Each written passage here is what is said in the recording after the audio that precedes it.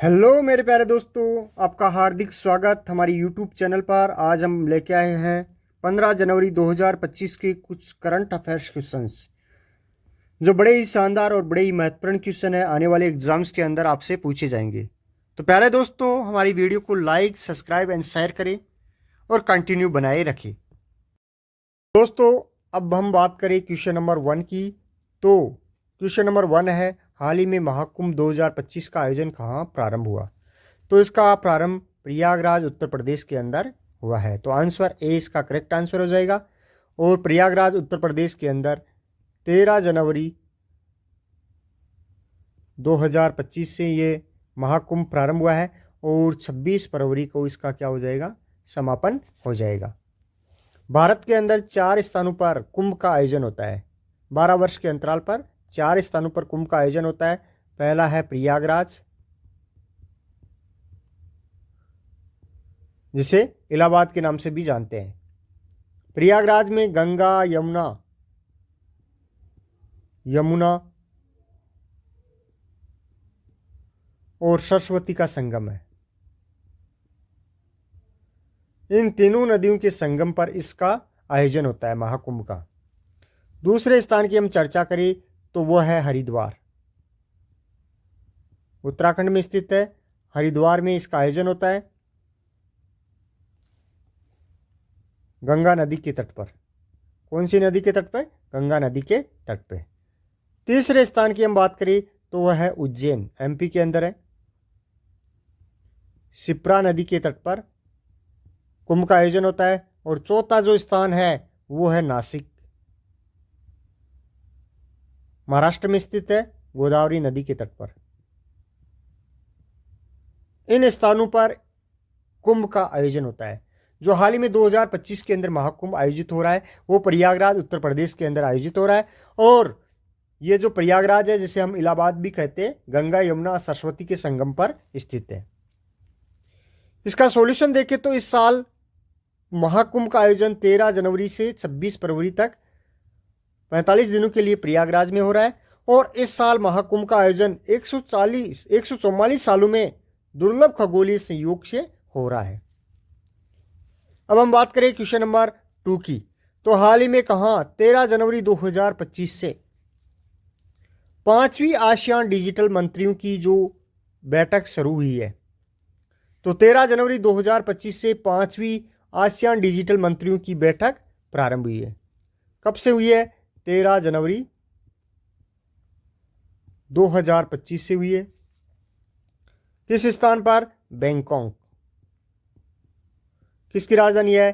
Thailand.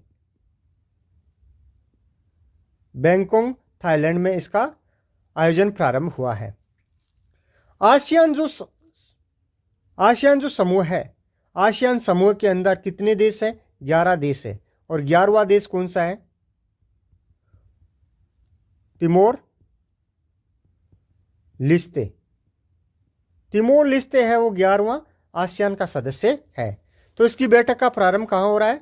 Bangkok Thailand के अंदर हो रहा है। तो आंसर ए हो जाएगा इसका।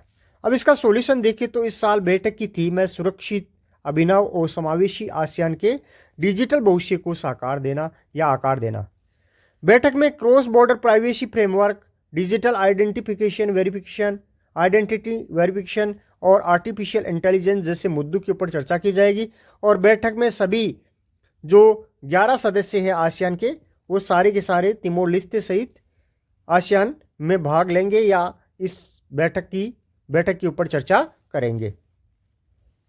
आगे हम बात करें क्वेश्चन नंबर 3 की। तो हाल ही में प्रधानमंत्री मोदी ने सोनमर्ग सुरंग का उद्घाटन कहाँ किया है? तो सोनमर्ग जो सुरंग है, जेड मोड़ सुरंग, इसका क्या किया है? उद्घाटन किया है। कहाँ किया है? जम्मू एंड कश्मीर के अंदर किया है।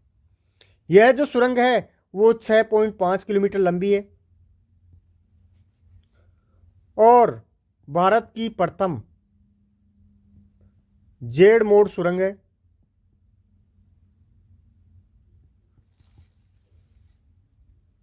आगे हम इसका सॉल्यूशन देखें तो प्रधानमंत्री नरेंद्र मोदी ने 13 जनवरी को जम्मू कश्मीर के गादरबल जिले में जेडमोर सोनमर्ग टनल का उद्घाटन किया है। जेडमोर टनल 2700 करोड़ रुपए की लागत से बनी है और इसका निर्माण 2015 के अंदर शुरू हुआ था, जो 2025 के अंदर इसका उद्घाटन हुआ है। टनल 434 किलोमीटर लंबे श्रीनगर कारगिल लेह हाईवे प्रोजेक्ट का क्या है, हिस्सा है, और जिसकी लंबाई कितनी है सुरंग की, 6.5 किलोमीटर लंबी है। इस प्रोजेक्ट के तहत 31 टनल बनाई जा रही है और जिसमें 20 जम्मू कश्मीर के अंदर और 11 लद्दाख के अंदर बनाई जाएगी। आगे हम बात करें क्वेश्चन नंबर 4 की, तो हाल ही में किसने राष्ट्रीय हल्दी बोर्ड का शुभारंभ किया है? राष्ट्रीय हल्दी बोर्ड का शुभारंभ केंद्रीय मंत्री और उद्योग मंत्री, केंद्रीय वाणिज्य उद्योग मंत्री है, उन्होंने इसका क्या किया है, उद्घाटन किया है, जो कौन है, पीयूष गोयल। आंसर इसका क्या हो जाएगा, बी। तो उद्घाटन या शुभारंभ किसने किया है, पीयूष गोयल ने किया है। पीयूष गोयल ने किया है। पीयूष गोयल कौन है, वाणिज्य एवं उद्योग मंत्री, एवं उद्योग मंत्री है, इन्होंने उद्घाटन किया है। और इसका हेडक्वार्टर कहां होगा, निजामाबाद। निजामाबाद कहां है, न्यू दिल्ली के अंदर है। न्यू दिल्ली निजामाबाद इसका हेडक्वार्टर होगा। सॉल्यूशन देखें तो केंद्रीय वाणिज्य एवं उद्योग मंत्री पीयूष गोयल ने 14 जनवरी 2025 को नई दिल्ली में राष्ट्रीय हल्दी बोर्ड का उद्घाटन किया है, जिसका मुख्यालय निजामाबाद में होगा और पल्ले गंगा रेड्डी इसके पहले अध्यक्ष होंगे। पल्ले गंगा रेड्डी है, वो इसके पहले अध्यक्ष होंगे, किसके, राष्ट्रीय हल्दी बोर्ड के। आगे हम बात करें क्वेश्चन नंबर 5 की, तो हाल ही में क्रोएशिया के राष्ट्रपति पद पर किसका निर्वाचन हुआ है? क्रोएशिया के राष्ट्रपति पद पर किसका निर्वाचन हुआ है? तो ऑप्शन नंबर ए इसका करेक्ट आंसर होगा, जोरान मिलनोविक। जोरान मिलनोविक है, वो क्रोएशिया के राष्ट्रपति बनाए गए हैं। क्रोएशिया यूरोप महाद्वीप में स्थित है, यूरोप महाद्वीप में स्थित है। इसका सॉल्यूशन देखें तो 99% से अधिक मतों की गणना के बाद क्रोएशिया के राज्य चुनाव अधिकारियों द्वारा जारी परिणामों के अनुसार श्री मिलनोविच को 76% से अधिक मत प्राप्त हुए हैं, और जबकि उनके जो प्रतिद्वंदी है ड्रैगन प्रिमोरेक को लगभग 26% क्या मिले हैं, मत प्राप्त हुए हैं। तो 76% वोट प्राप्त होने के कारण श्री मिलनोविच को क्रोएशिया का राष्ट्रपति बनाया गया है। श्री मिलनोविच को क्रोएशिया का राष्ट्रपति बनाया गया है। क्रोएशिया दक्षिणी पूर्वी यूरोप यानी बाल्कन में पोनियन जो प्लेन है, मैदान है, और भूमध्य सागर है, उसके बीच में बसा हुआ एक देश है।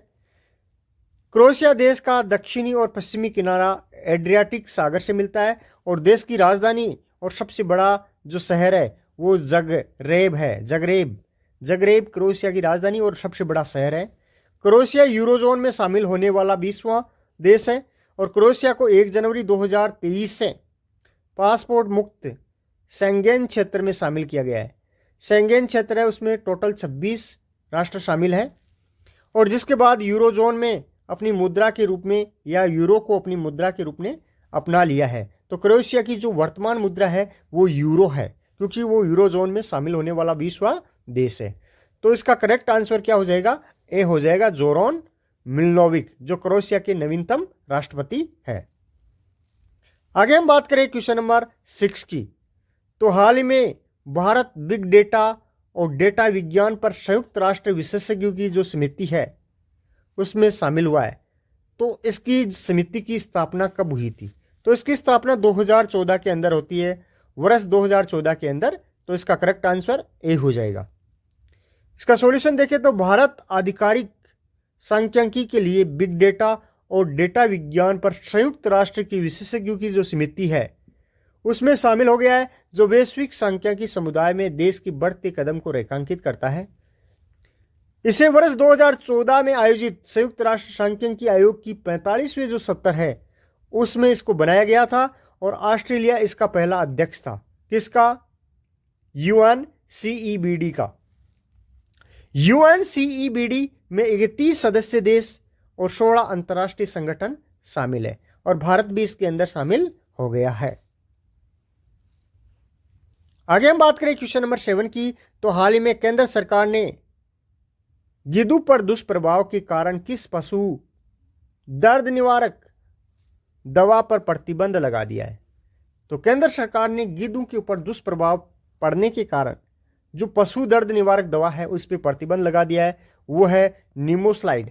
निमोसलाइड जो दवा है वो जानवरों को देते हैं दर्द निवारक दवा के रूप में, और जानवर मरने के बाद में जो उनका भक्षण गिद्ध द्वारा किया जाता है तो गिद्ध इससे क्या हो रहे हैं? खत्म हो रहे हैं, जिसके कारण जो केंद्र सरकार है उसने निमोसलाइड के ऊपर क्या लगा दिया है?